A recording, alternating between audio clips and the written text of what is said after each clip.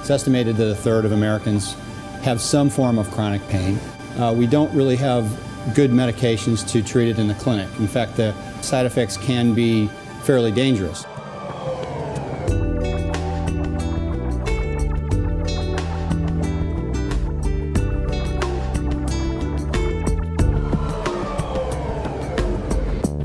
An assistant professor of pharmaceutical sciences at Southern Illinois University Edwardsville, Bill Neumann, is partnering with researchers at nearby St. Louis University to develop safer treatments for millions faced with chronic pain.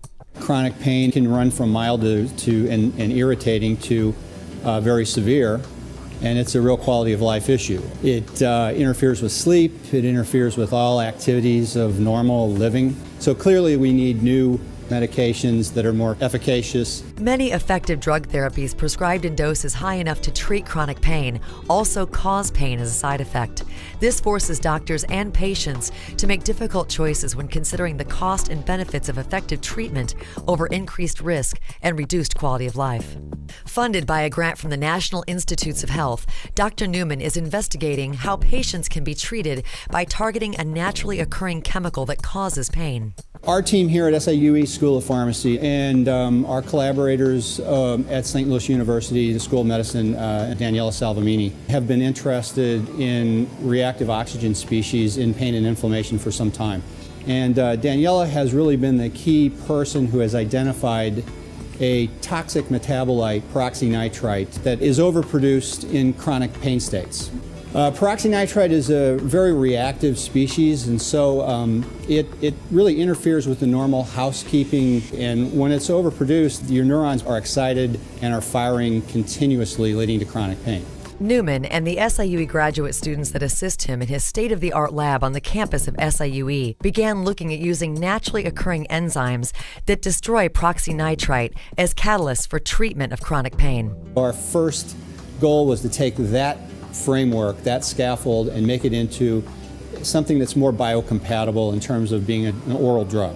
When we combine our catalysts with known pain drugs like selective COX-2 inhibitors, Celebrex, or even morphine in the opioid category, we see potent synergy. And that means we can give what you would consider to be subtherapeutic doses of Celebrex or of morphine, doses that are far below what would work normally and far below what would normally engender side effects, and yet they are rendered highly potent.